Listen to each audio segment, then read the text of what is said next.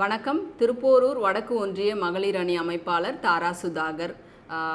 நம்மளோட முதலமைச்சர் அவர்களோட திட்டங்கள் நிறைய திட்டங்கள் வந்து மகளிருக்கு கொடுத்துருக்காங்க. அதில் முக்கியமாக நான் இன்றைக்கி ஒரு திட்டத்தை பற்றி பேசலான்னு நினைக்கிறேன்.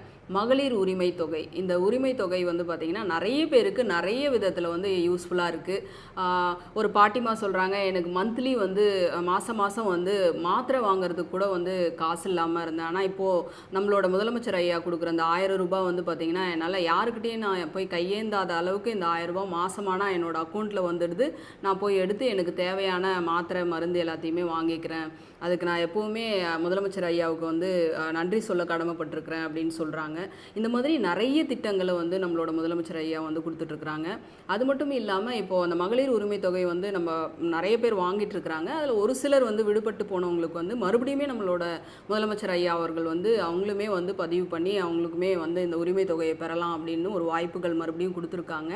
இந்த வாய்ப்பை எல்லாருமே வந்து பயன்படுத்தி எல்லாருமே வந்து இதில் வந்து பயனடையணும் அப்படின்றத வந்து திருப்போரூர் ஒன்றிய மகளிர் அணி சார்பாக கேட்டுக்கிறேன். நன்றி, வணக்கம்.